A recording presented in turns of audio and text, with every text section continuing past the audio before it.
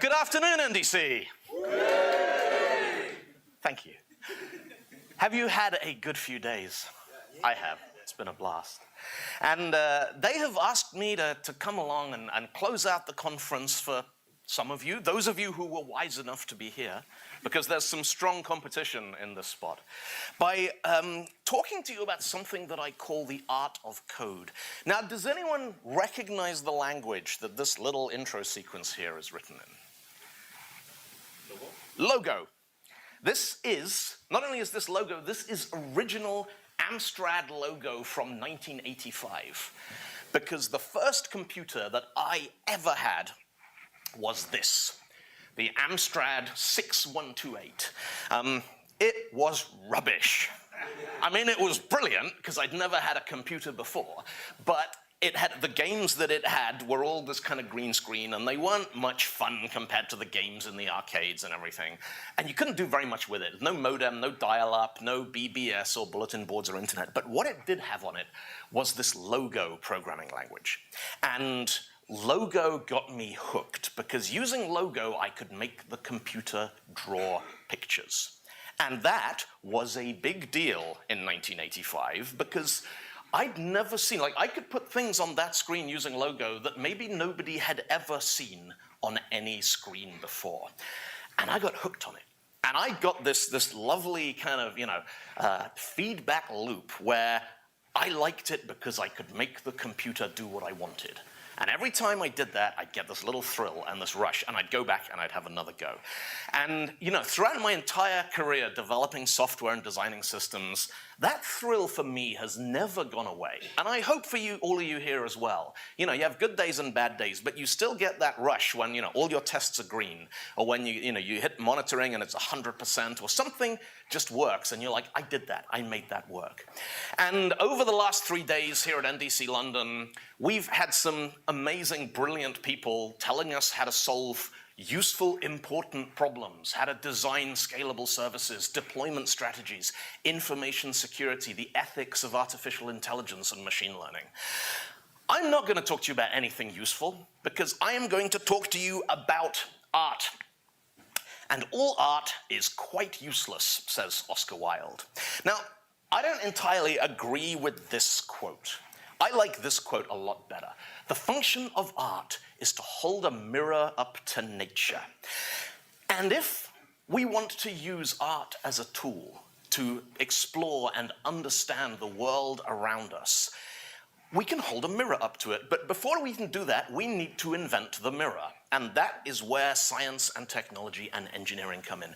Because for centuries, we humans have built machines and tools to help us explore and understand the world around us. We've created scanning electron microscopes that have allowed us to see things like this. This is shards on the eyelid of a beetle. It's been there the whole time, and nobody had ever seen it until we invented machines that could take photographs of something that's only a handful of micrometers across. This is crystals growing in a dish of soy sauce. This is the stems inside one strand of a banana leaf. This amazing, beautiful, microscopic world we had never, ever seen. And we've sent machines and cameras and telescopes and people into space. And we've looked back. We've seen, our planet Earth rising above the moon. We've looked back from beyond the rings of Saturn. This is us, down here. This is the pillars of creation. This is 6,000 light years away in the Horsehead Nebula. And until we invented machines to show us these things, nobody had ever seen it. And within the last 30 years, maybe, we've started exploring another hidden world that's been there the whole time until we developed the machines that allowed us to go in and see it and play around with it. It's a world of mathematics and information.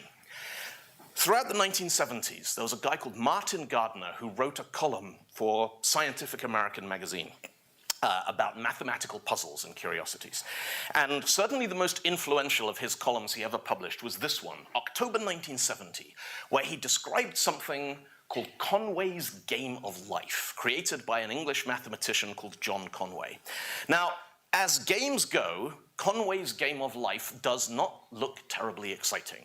It is a game for no players, played on an infinite board, and it has 4 rules, the rules of life. The first rule, each of these cells on our grid can either be living or dead. If a cell has 0 or 1 neighbors, it will die of loneliness. If a cell has 2 or 3 neighbors, it survives to another generation. If a cell has 4 or more neighbors, it's like being in London, it dies of overcrowding. Or it moves to Germany, I don't know, but it's not there anymore. And finally, and this is where it gets a little bit spooky weird, if a dead cell has exactly 3 neighbors, it will come back to life. And that's it. That is, you now understand everything that there is to understand about the rules of Conway's Game of Life. Now, when Martin Gardner's article was first published, 1970, very, very few people had computers. And so they used pens and graph paper to play the game of life. And they drew diagrams like this. Now, these 5 shapes are what we call the tetrominoes. They're the 5 Tetris tiles. And this shows you the evolution of each of those shapes under the rules of Conway's Game of Life. But, you know, looking at this, it's like going to a museum where they have the butterflies pinned in a glass case. You can see what the butterfly looks like, but you don't understand anything about a butterfly from looking at this kind of representation. It wasn't until we started using computers to actually simulate this stuff that we really understood the behavior we were looking at. Because these 4 patterns, they all stabilize quickly, but this one over here, this is just going to keep going over and over and over. And once we could visualize things like this, exploring the game of life became addictive. People started saying, you know, are there patterns that will move across the grid and just keep going? Are there limits? Is the game bounded or is it infinite? This was one of the first shapes. This is known as a glider. Repeats itself every 6 generations, and it just keeps crawling across the grid forever. And once we realized gliders were possible, people started looking for more, and they found hundreds of these shapes, spaceships they call them, these incredibly elaborate, beautiful creations that just glide across this grid, driven by 4 simple rules. And that's it. One of the earliest questions that came up in the Game of Life, can you create patterns that will grow infinitely? It's a guy called Bill Gosper. He was a founding artificial intelligence researcher and computer scientist, some of you may have heard of. And his team at MIT in the 1970s, they created something absolutely wonderful. They created a thing called Gosper's glider gun. Now, what the glider gun is it's a stable configuration, and every 27 generations, it creates a glider and sends these gliders streaming out across the grid. And Gosper's team discovered another, lots of configurations while they were exploring this. They also discovered this thing here, which was called the Eater. Now, we have a glider generator and we have a glider consumer. We can generate signals and we can destroy signals. We have 1 and we have 0. And if we have 1 and 0, we have binary logic, and we can use that to create logic gates.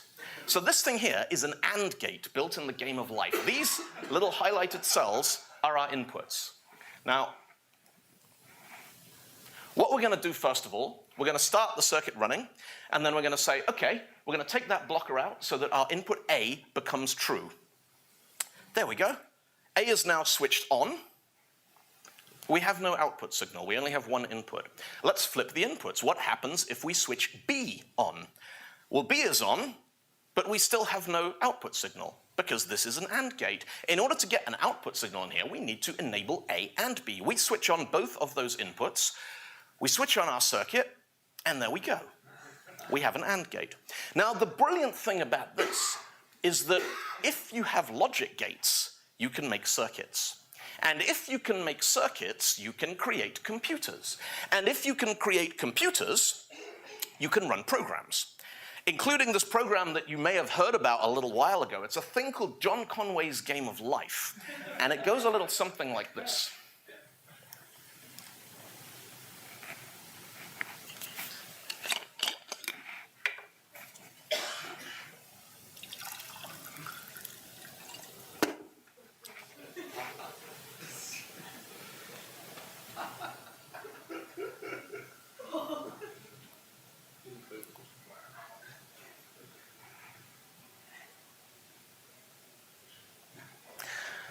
Now, Conway's Game of Life is just one of a whole category of systems that exhibit very, very complex behavior based on what look like very, very simple rules, simple inputs. You've probably heard of this thing called the butterfly effect. It's a term we get from a branch of science called chaos theory.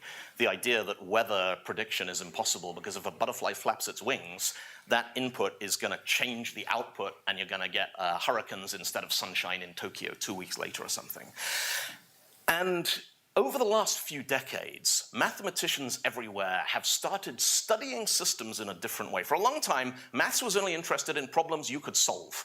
Give us the solution. If you can't give us the solution, this problem is not interesting. We're just going to go and find something else to look at. But mathematicians kind of embraced this whole different school, a different way of thinking. We created imaginary numbers. Now, the basic rule of an imaginary number, we have this number I, and in the natural world, negative numbers don't have a square root. 2 times 2 is 4, minus 2 times minus 2 is also 4.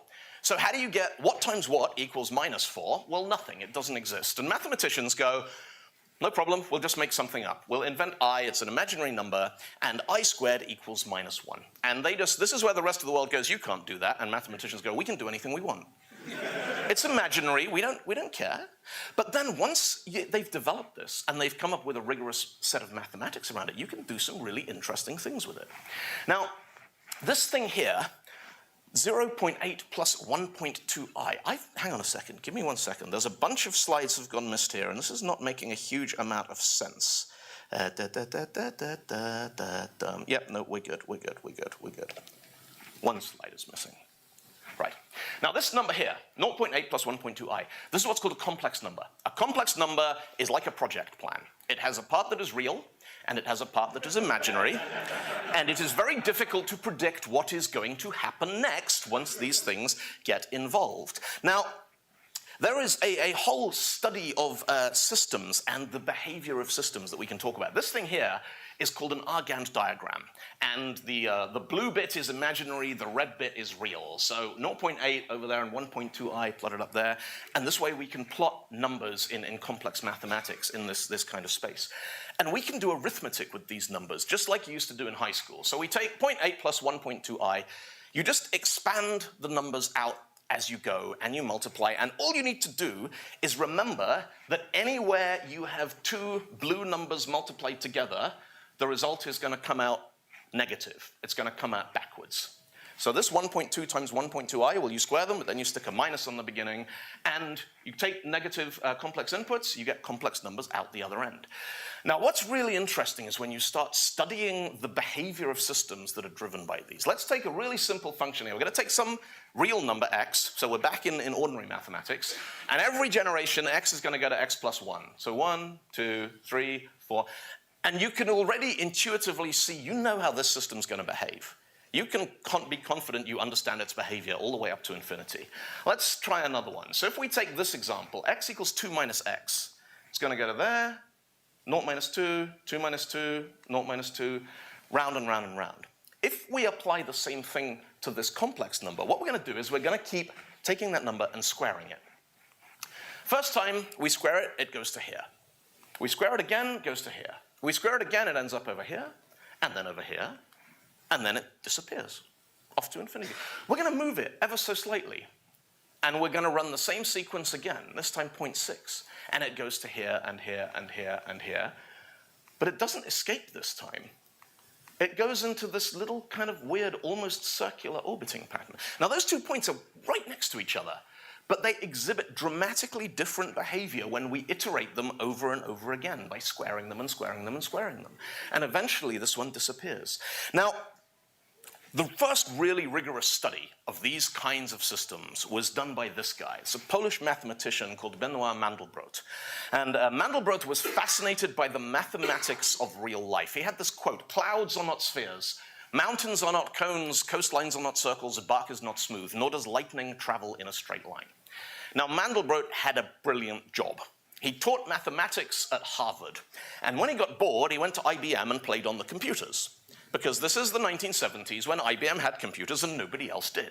So he would come up with these, wonderfully complex mathematical ideas, and then he'd go over to IBM and spend a couple of months playing around and simulating them, and then he'd go back to Harvard and, talk to his graduate students about all this kind of stuff. And he was the first person to see the shape which now bears his name. His name was Mandelbrot, but everyone calls it the Mandelbrot set, and I know that I'm going to do that, so let's just call it the Mandelbrot set. Basically, he took each of these numbers in this grid, and he said, we are going to square this and add it to itself, and square it and add it to itself, and we are going to see whether it stays on the grid or not. And if it stays on the grid, we are going to color it in black. And if it disappears and vanishes off the grid, we are going to color it in a different color depending how quickly it, what's called, tends towards infinity. He started off with these very, very low resolution renditions of this image. But the one that you're probably used to, the one that all of us have seen, is this, the Mandelbrot set. Now, the astonishing thing about this, from this incredibly simple mathematical rule, there is an infinite amount of complexity. We're going to take a Mandelbrot set here, and we are just going to start magnifying, and we are going to start zooming in. And when we get to around about here, we're going to say that's 1 times magnification. And we're going to keep zooming and zooming and zooming. And by the time we get to about here, that original shape is now the size of this building, and we are still zooming in. When we get to around about here, that is 2 to the 20 factor magnification. The original shape is now bigger than London. And we are still zooming in. And around about now, the original shape is bigger than the United Kingdom, and we are still zooming in.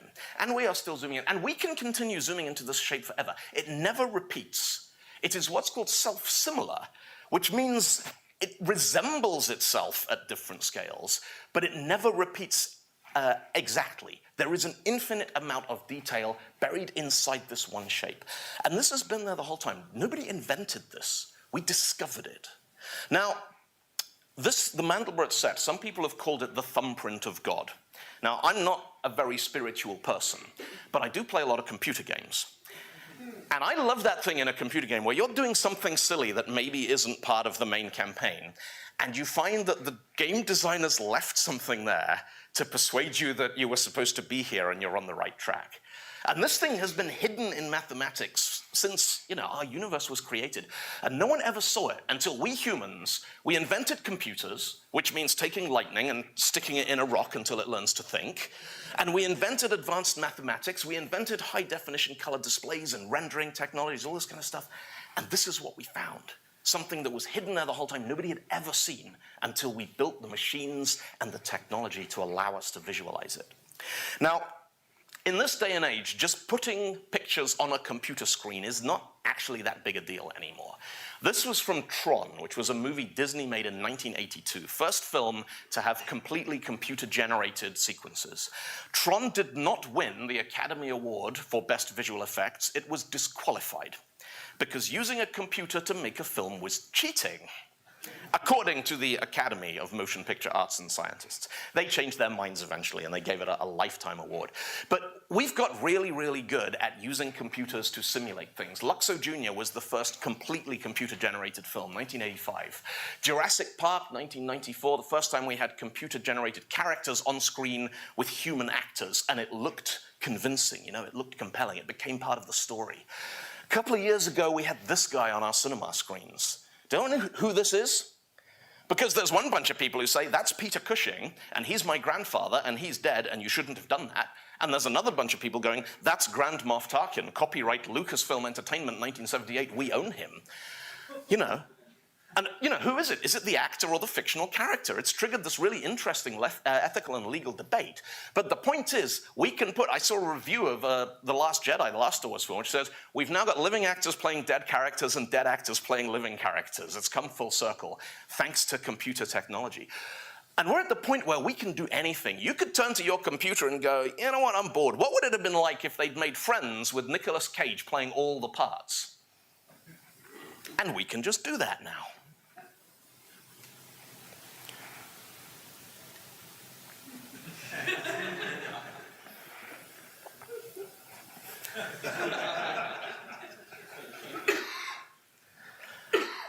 Now, the reason we can do things like this is that we have created computers and algorithms that work on the same principle as some of the most complicated firmware in our own brains. You ever lie on your back in a field on a sunny day and you're watching clouds and your brain is kind of filling in shapes for you? This cloud looks like a rabbit, that looks like an aeroplane, that one over there looks like a house. And you're running all of these pattern recognition algorithms and filling in shapes and recognizing things. And one of the things that we are hardwired to do is to recognize faces. Now, we've got very, very good. We don't entirely understand how they work, but we can now create something called a convolutional neural network. You build a whole stack of layers of logic, and you give it input. You say, these are cats, and these are dogs. Learn. And it goes away, and it learns, and it learns, and it learns, and eventually, it creates an algorithm that you can give it a photograph and it will say with confidence that's a cat or that's a dog. Now, you know, that doesn't sound terribly difficult, right? I mean, how hard can it be to tell a difference between a puppy and a muffin? You know, it can be a lot harder than you think. But we're getting good at this. But what gets really interesting is when people take the dog detection algorithm, the dog detector, and they wire it backwards. And they say, this is now a dog amplifier. And the machine goes, all right. And then you give it a picture like this, and you say, amplify the dogs. And the computer says, this is a horrible idea. Please, please, please don't make me. And you say, neural network, find the dogs and enhance the dogs. And it goes, you're going to regret this. And you go, no, turn up the power. Maximum dog amplification. And you get stuff like this. And, you know, this is a whole new kind of art that has become possible because of machine learning that nobody had ever even thought of before. The technique that's used to do this is something called deep dreaming. Came out of a project in Google in 2015. And this it's really unsettling, isn't it? Because you're looking at it, and what's happening is those same circuits in your brain that we've learned to emulate in hardware, those circuits are going, dog, no, it's not a dog, dog, no, it's not a dog, dog. And kind of your peripheral vision is finding patterns you recognize, but then when you look at them, it turns out you've been tricked. And so you get the kind of very, very complex perception around what's going on with it. Now, this is just one of a whole bunch of ways that people are using modern technology and software as artists to create new kinds of art. I want to introduce you now to a guy called Robert Felker, who I met in Warsaw the other week, who's doing some really, really interesting stuff. When I start a new artwork, it's just an inspiration. You just have a feeling. So between the first idea and the end result, there's just the same feeling. It's not about the visual. I'm not interested in what you see. I'm interested in what you feel. I'm Robert. My everyday job, I'm a Flutter dev and project manager. And I'm also a Flutter artist. Previously, I was kinda locked by the tool. I can do a lot of stuff, but only what the tool permits me. When I found Flutter, it opened a door inside me. Now I can really push further. Generative art is a lot of research, like a lot. It's a lot of failure. It's a lot of failure finding the color, finding the form, understanding the good behavior of light. What's really good with Flutter is the speed of the feedback. It's nearly instant. Currently, artists do not understand the full potential of the tool. When you start Flutter, you start with material design, or you start with the iOS component, and you think this is Flutter, but this is just the tip of the iceberg. Or if you want to push, then you start to enter the Flutter engine, and the Flutter engine is like the jewels of the crown. Each time I start to code, I just feel joy. So some people are painting, some people are cooking. I just do Flutter. I'm fluttering.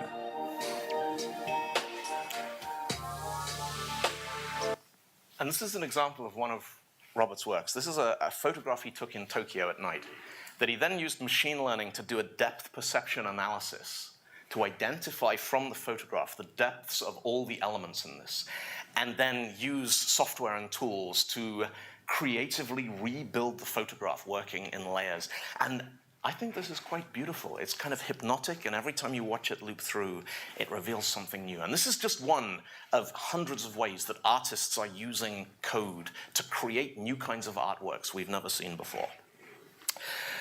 But what if we stop talking about using code to create art, and we start talking about code as an art form in its own right?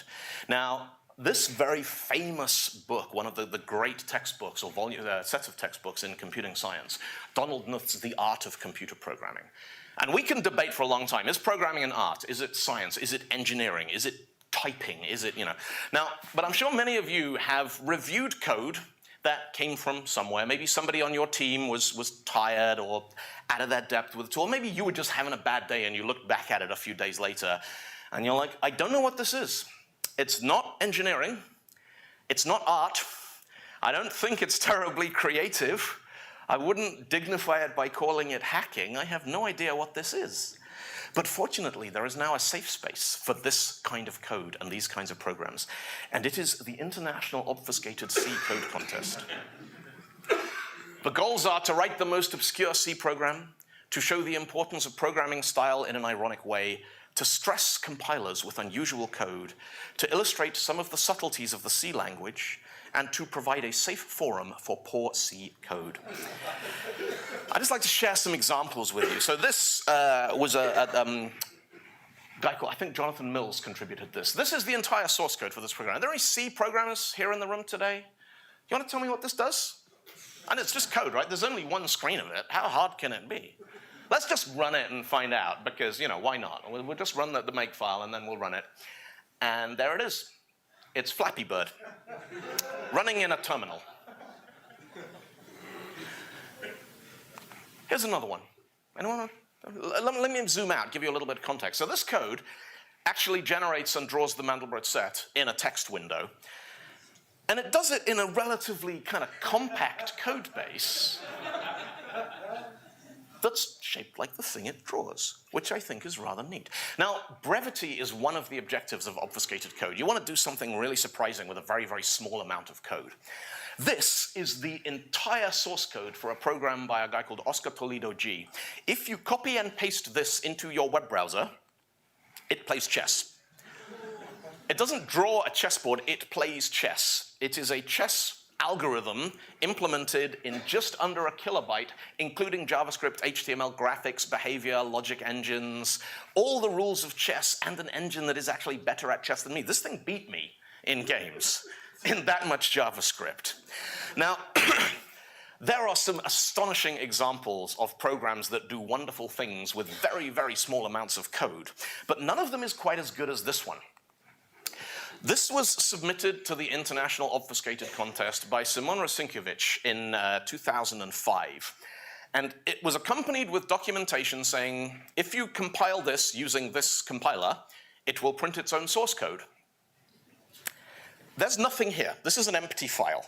But that compiler had a quirk that if you fed it empty input, it would create a C program and compile it that produced no output. And so he quite rightly said, this program prints its own source code. Now, the obfuscated C competition went, okay, 1, very clever, 2, have a prize, 3, we're changing the rules. From now on, all programs have to have at least 1 character of input, otherwise they are just this program, completed again.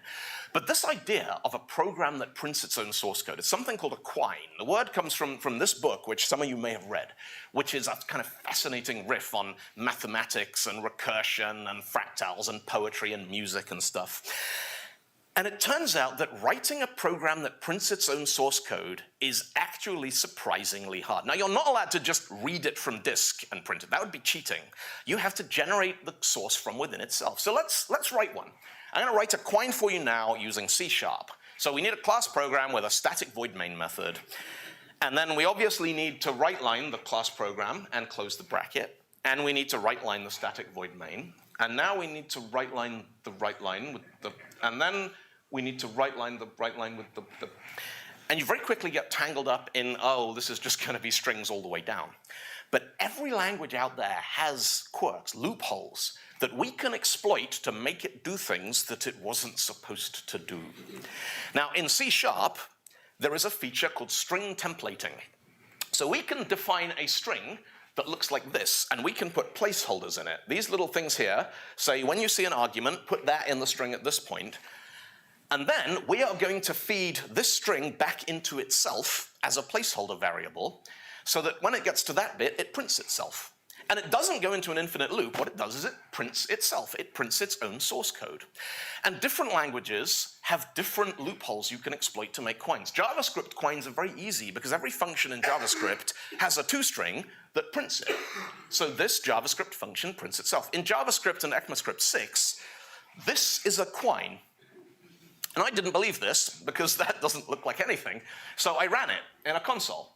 And sure enough, that's the output that gets produced when you run it. But what's really interesting, this is an idea I got from a guy called Leon Bambrick, who wrote a great post about this, is can you make a quine in HTML? Now, HTML, you're like, is it a real programming language? I'm not touching that argument. Can you write a quine in it? Well, let's find out. Here is some simple HTML source code, title, head, body, a couple of paragraphs, and a link to Leon's original thing on this. And this is what it looks like in a browser, right? Start breaking some rules. So first, we're going to put some style on that says display everything as a block. Even things that are supposed to be invisible, this star will match everything. We run that in a browser, and now we can see our CSS. Our source code is coming through in that browser. Now we're going to put some rules in that say, well, before HTML, we want you to display this, and afterwards you display this. Now the /HTML is actually down here, off the bottom of the screen, because it knows it has to draw it, but we haven't told it where to put anything. And the safety is off at this point. We have no idea. The browser is like, you're on your own, kids, have fun. We play in a bunch more rules, style. Here we have to put a backslash to escape the slash, because a web browser is actually running 3 different parsers. It's parsing HTML, it's parsing CSS, and it's parsing JavaScript. And they're all fighting over who gets to eat the next bit of input.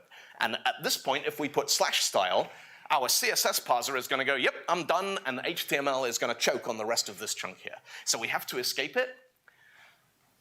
Now we have before and after tags. Now there's no way of generating these. We just need to go and plug in head, body, title, anchor, paragraph, and we get this. Now you'll notice that down here we've got this A, but we don't have the href equals with the web address we want to link to. Can we do that using HTML and CSS? Oh yeah. No problem. If you see A with an href, we want you to take this attribute and put it into some content and stick it in before the thing, and there you go. And the last thing that we're going to do, just to make it look nice, is we're going to put a margin on there and change the height of the HTML. And there we go. We have a web page that actually prints its own source, which is completely useless and utterly pointless. But how many of you learned something you didn't know about the HTML parser when you were watching that little run through there? Let's have a look at some more. Here is some source code. Who wants to tell me what language this code is written in? C. C? C? Any other votes for C? Well, let's apply a C preprocessor to it. We'll take out the comments, include standard.io.h, main chart. I mean, the formatting on this is a little wonky, but yeah, this is fine. This is completely valid C code. But what happens if we apply Ruby syntax highlighting and highlight the strings? Because that looks to me like perfectly valid Ruby code, right? Let's try running it and see what happens. So I'm going to take that program, polyquine.c. There it is. And now I'm going to feed that program into the GCC compiler, and I'm going to run it. It's got a warning, but we're way past the point where we care about warnings. And there we go. That program prints its own source code. And now, because why not, we are going to run the same thing through the Ruby interpreter, and we are going to get, look at that, it prints its own source code. Now we're going to run it in Python, because we can. And it prints its own source code.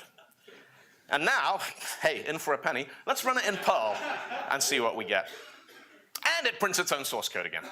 And apparently it'll also do it in C++ if you can find an old enough compiler. This is a polyquine. This is a program that is valid in more than one language at the same time, and in this example, it always prints its own source code. Now, who would like to tell me what language this program is written in? Well, let's break it down, all right? Let's do some syntax highlighting. So we got system.console, which is kind of like a .NET-y kind of a thing, right? And then we got this chunk here, which is an XML namespace. We got a console.log and a for each in lowercase, so that smells kind of JavaScript-y to me, right? We've got an Ada text IO procedure. We've got begin in capital letters, which is either COBOL or SQL. It's definitely from the 1970s, and it lives in a bank. And up here, we've got Act 1, Scene 1, Enter Ajax, which doesn't look like any program I've ever seen. Now, this is an excerpt from something called the Ouroboros Quine. It's a Ruby program that creates a Rust program. And the Rust program creates a Scala program, and the Scala program creates a Scheme program, which said Shakespeare all the way around the circle, 128 languages, until you end up with a RC program that creates a Rex program that creates the original Rust program again. This was written by a Japanese developer called Yosuke Endo, who's one of the contributors to the Ruby core language. And the fact that it exists at all is astonishing. This is what the source code to that Quine looks like.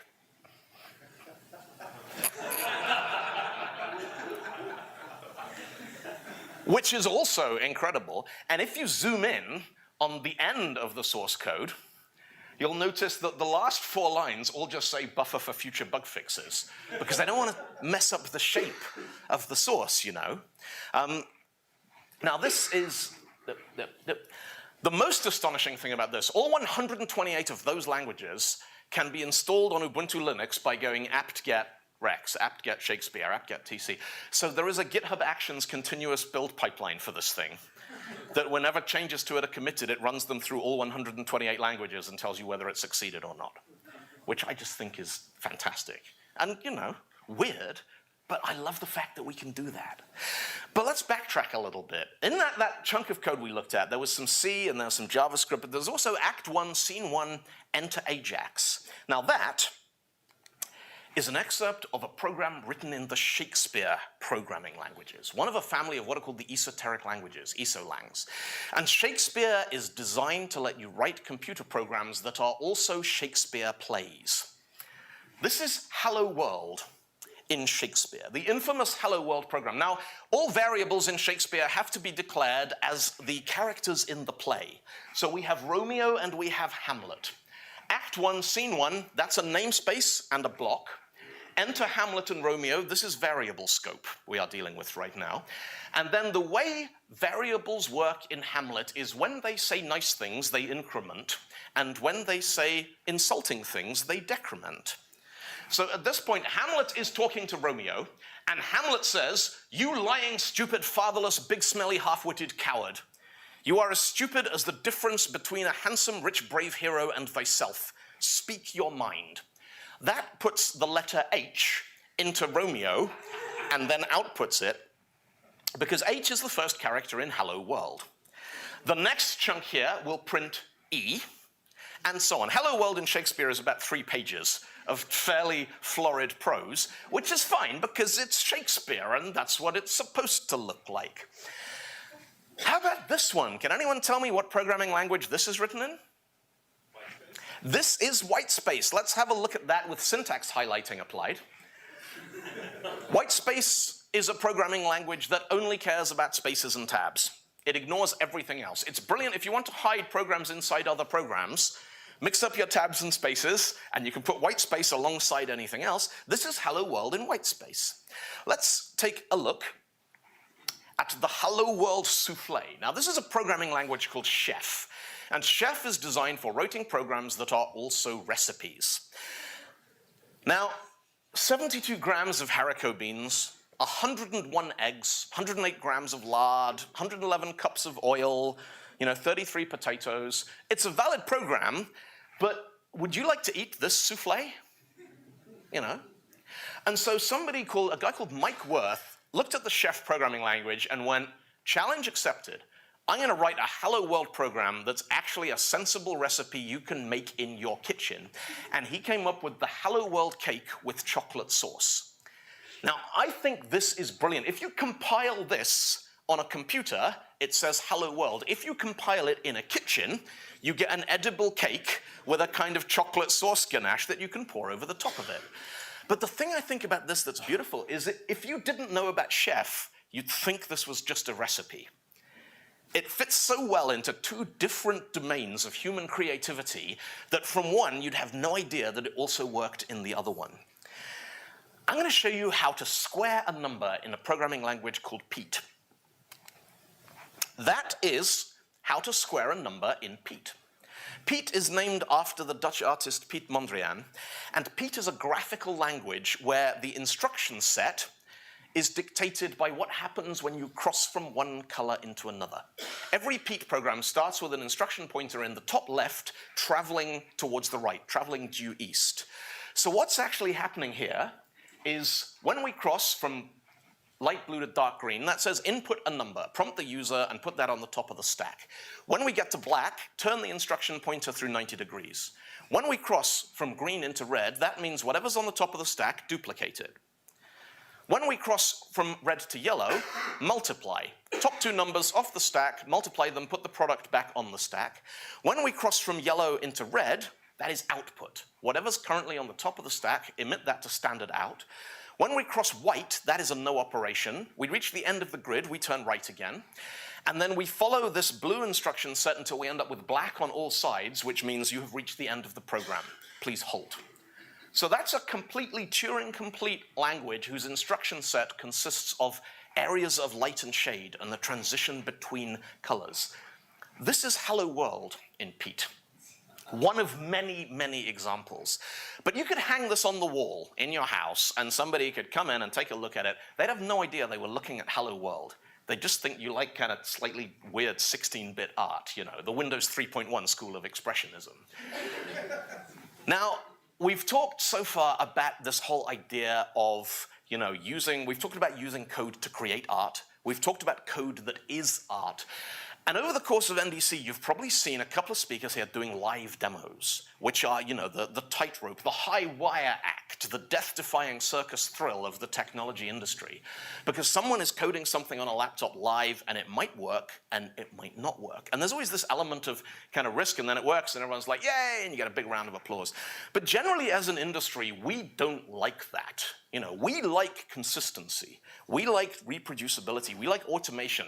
We like being able to do the same thing over and over and over again. If you've ever worked in a place where there is a server under a desk or maybe in a rack somewhere that's running Windows 2003 Small Business Edition, and you're not allowed to touch it, do not put Windows Update on that or the payroll will stop working on pain of immediate gross dismissal, you know.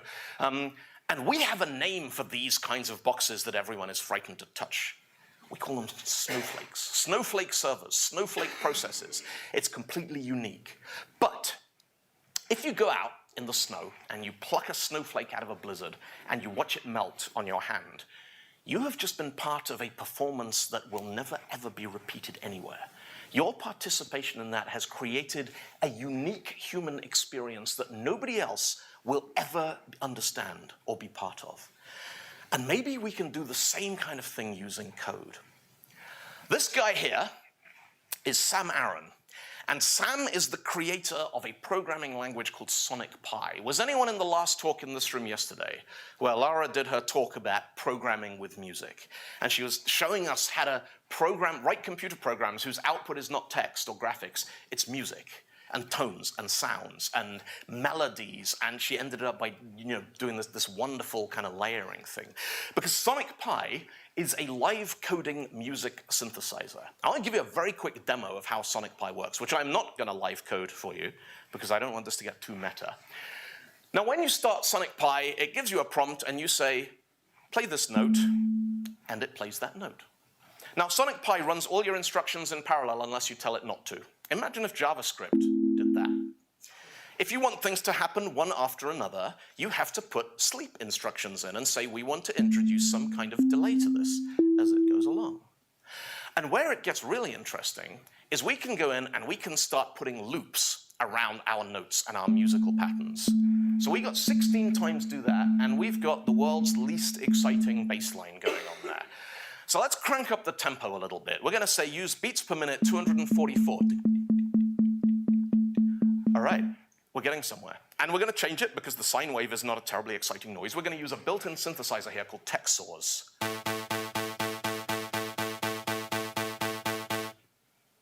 Now this is interesting, but where it gets really interesting, as you'll have seen in Laura's talk yesterday, is when we introduce the concept of something called a live loop.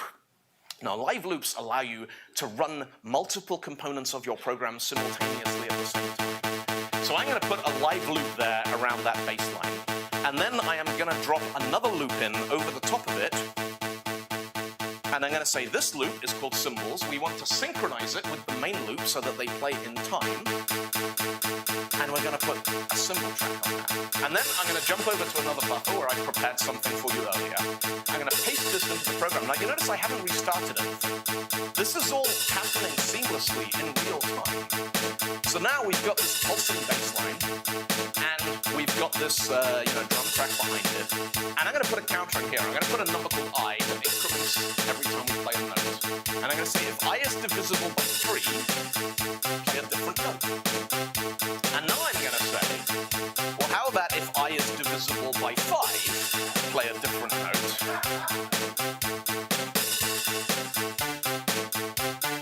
Anyone guess what's coming next? 15. If I is divisible by 15, I want you to play this note.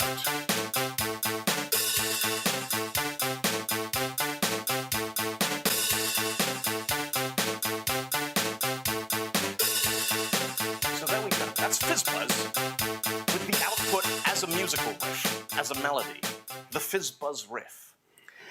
Now, Sonic Pi is fantastic. It's an enormous amount of fun to play around with. I've seen people do live coding with multiple musicians. That picture at the beginning was Sam on stage with the London Philharmonic Orchestra doing live coding in the Royal Albert Hall. It's an absolutely astonishing tool and just one of the brilliant and creative ways that we're coming up with to use code to do fascinating and unexpected things. But I want to finish today. I've talked to you all about all kinds of things that other people did. I want to finish by telling you about something that I did. Now, you are probably familiar with the trope of the rockstar developer, because we've all read job advertisements from people looking for a rockstar senior front-end, rockstar JavaScript engineer, rockstar senior Java software developer. This has been endemic in our industry for years. And last year, Paul Stovall put this on Twitter. He said, to really confuse recruiters, someone should make a programming language called Rockstar. And I had this experience because I thought, this is it. This is my purpose. This is why I was put here. Because what the world clearly needs is a programming language that allows you to write programs that are also bad 1980s heavy metal songs. And so Rockstar was born, a dynamically typed Turing-complete programming language for creating computer programs that are also song lyrics, heavily influenced by the lyrical conventions of 1980s hard rock and power ballads. Now, Rockstar was created in a bar as a joke. That will become important shortly. I sat in a bar with a laptop and a beer and thinking, could you make a language where rock songs could compile to something? Now, I used to work in VBScript and Perl a lot, and I've done work in Ruby, so I'm used to languages which try and borrow a lot of elements from natural language and incorporate them into programming syntax. So I thought, all right, first of all, if you want to write songs in it, there's more than one way to do it, like the Perl idiom, Tim Toady, So hello world in Rockstar is say hello world, or scream, or whisper, or shout. These are all syntactically valid. Programming requires variables and assignment. Now, you're probably used to int x equals 5, var myString, the message. Now, we don't need int because Rockstar is a dynamically typed language. We are going to take those out. We don't need semicolons on the end because if JavaScript can live without them, so can we. Now, the equals sign in the middle, how do you sing that? It doesn't sound, let's just put is. X is 5. My string is hello world. The message is Flutter rocks because I forgot to update that. That should say NDC rocks. Now, there's this ongoing debate about casing. You ever had one of those arguments longer than an hour about Pascal case versus camel case versus kebab case versus underscore case? And I saw Douglas Crockford, the guy who created JSON, give a talk 2 years ago where he said, we have all these stupid arguments. What we want are variable names with spaces in them. Well, guess what? When you're inventing a programming language in a bar, you can do anything you like. So Rockstar has variable names with spaces in it. It's not a complete free-for-all. There are three kinds of variables. Simple variables work like they do in JavaScript and Ruby. Common variables have to start with my, your, the, an, a. And proper variables need capital letters. So we can write programs about Dr. Feelgood and Black Betty and Billie Jean and all these great characters who inhabit the world of rock and roll. Now, initializing variables we normally do with numbers. Fizz is 3, Buzz is 5, the limit is 100. I didn't want to do this because it doesn't sound terribly metal, really. And I thought, how can you define a numeric literal without having to use digits in your source code? And I had this idea. What if we take the lengths of the words, modulo 10, and we treat those as digits? So ice is 3, 5. The limit is a love-struck lady killer, 1. That's 10. 10 modulo 10 is 0, 0. We've got 3, we've got 5, we've got 100, without having to put digits in our source code. It works with floating point numbers as well. In C, decimal pi 3.1415, blah, blah. In JavaScript, var pi equals, well, it's kind of almost, you'll probably get something close to that back out, because hey, JavaScript, right? In Rockstar, my heart was ice, a life unfulfilled. Waking everybody up, taking booze and pills, 3.141592653.5. Easy, right? You've got to be able to do arithmetic, right? Now, we have these common ways of talking about English. How much is it? Oh, the total is the price with the tax. Well, what about the net amount? Oh, that's the total without the tax. How many do you need? Get me the quantity of the product. How fast were you going? Well, speed is the distance over the time. We have these things. It's easy. But this mathematical convention also allows us to write a girl with a dream, a man without a face, the wings of the night and a whisper over the water. We need comparison. Your love is a lie, true or false? Well, is it? The whiskey ain't the answer. My heart is stronger than steel, my soul is weaker than water, as strong as a lion, as low as a snake. We need function syntax. Now, the sort of simplistic version here, let's have a function modulus. It takes a number and a divisor. So those are our input arguments. And while a number is as high as a divisor, put a number without a divisor into a number and give back a number. This is how you implement modulus when your building blocks are just addition and subtraction and loops and stuff. Now this works, but we can do better, right? Because midnight takes your heart and your soul. And while your heart is as high as your soul, you put your heart without your soul into your heart and give back your heart. Now at this point, I'm about 3 beers in. I have a parity specification that is just complete enough to implement FizzBuzz. And I have FizzBuzz in Rockstar. I stick this thing up on GitHub, and I'm just like, hey, everyone, introducing Rockstar, a proposal for a Turing-complete programming language. And I think this is going to be funny for like 3 hours, It gets 2,000 GitHub stars overnight. It makes the front page of Hacker News and just kind of starts this buzz. It made it into Boing Boing magazine. Cory Doctorow wrote a thing about it in there. It made the front page of Reddit. People on Reddit were actually saying complimentary things about it. The weirdest thing that happened is I got an email from Classic Rock magazine, which is a real music magazine that has nothing to do with computers, saying, what's this Rockstar thing that we keep hearing about? So I wrote a little thing did like an email interview for them. And I'm thinking, all right, this can't possibly get any weirder. And then people start filing issues against my parity specification. And I'm looking at these, and some of them are just ideas like, what if all the numbers go up to 11? And I'm like, don't know, the arithmetic's hard enough as it is. But some of them are like, there's undefined behavior. And I'm like, what do you mean there's undefined behavior? Why do you care? And they're like, I built a Rockstar compiler in Scala over the weekend, and it has edge cases. I'm like, you did what? And within about a week, there was a Scala interpreter. Someone had built a compiler for it in Rust. Somebody had built a Rockstar to Python transpiler. And the fascinating thing is all of them had managed to do like 95% of it just based on this random stuff I came up with in a bar as a joke. And some of it makes no sense. And if I'd known it was ever going to be real, I'd of course have done it differently. But programming is like that, Now, I really liked the idea of Dylan Beattie, the creator of Rockstar. And I didn't think I'd done enough work at this point to really earn that. And I also wanted Rockstar to be, Scala and Rust and Python are all very well, but I wanted it to be something accessible, something that anybody could just open up in a web browser and write some Rockstar code and see what it did.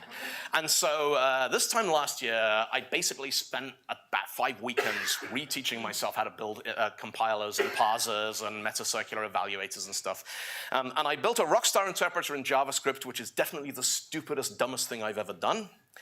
And it's online, and it is here. It is at codewithrockstar.com. And everybody here in this room is welcome to go and try this, put some code in there, and you will then be a Rockstar developer. Now, I just want to shout out one thing. The logo here in the top left, I wanted to borrow some real over-the-top excess 1980s rock and roll heavy metal influences. And I looked at Judas Priest and Iron Maiden and Motley Crue and all these kinds of people, and then somebody said, have you thought about Microsoft Consumer Products, 1980 to 1982. And I was like, that is exactly what I want. That logo type is perfect. So thank you, Microsoft, for letting me recycle your old logo. Be green. Now, I do have some certified Rockstar developer stickers to give away here at NDC. So come up afterwards with your codewithrockstar.com code on your phone, and I will certify you. You will become a member of the world's most prestigious developer program. But to end the talk today, I'd like your help in something. Now, I showed you some examples in there of Hello World in Pete that just looks like a painting, and the Chef Hello World chocolate cake that could just be a cake. And if you like, the test of whether Rockstar really succeeds as a language is, can you perform a Rockstar program and have people just think it's a bad heavy metal song from the 1980s? And so with your indulgence, I'd like to close NDC and this talk by performing live FizzBuzz in Rockstar.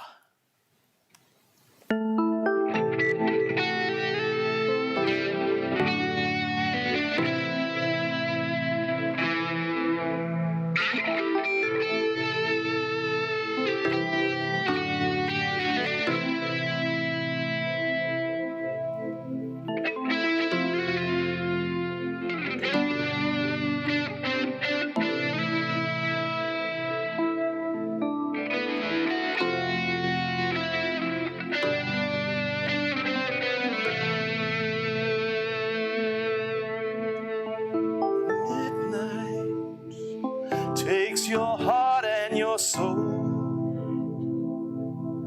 and while your heart is as high as your soul, put your heart without your soul into your heart.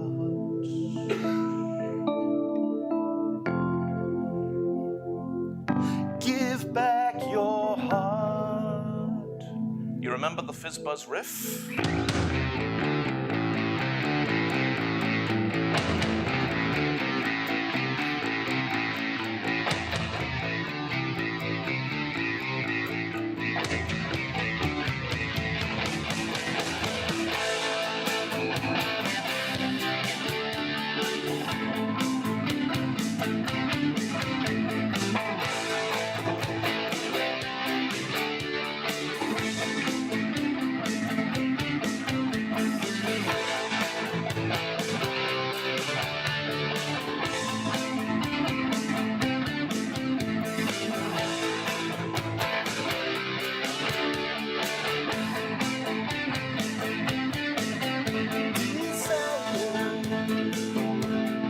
Love-struck lady killer. My world is nothing. Fire is ice, is water, till my world is desire. Build my world up.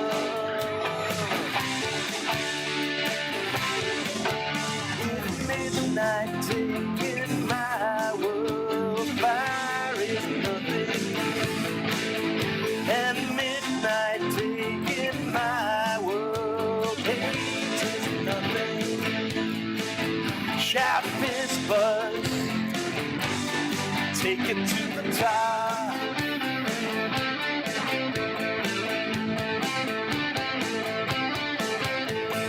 Midnight taking my world.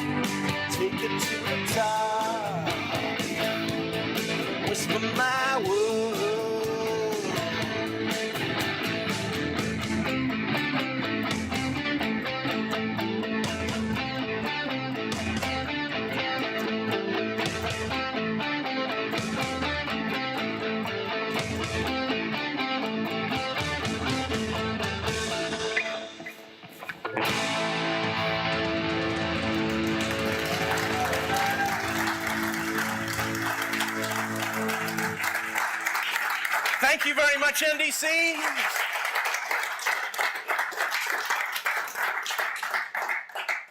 Thank you for coming. Thank you for your time. Thank you for listening. Who's coming to PubConf? If you thought that was silly, we got way more stuff in store for you tonight. If you're coming to PubConf, I will be emceeing tonight. We got 12 amazing speakers lined up with 5-minute funny talks. There are still tickets on sale. If anyone doesn't have plans tonight, pubconf.io. If you are not coming to PubConf, thank you very much. I will see you somewhere out on the road. Have a wonderful weekend. See you soon. Bye-bye.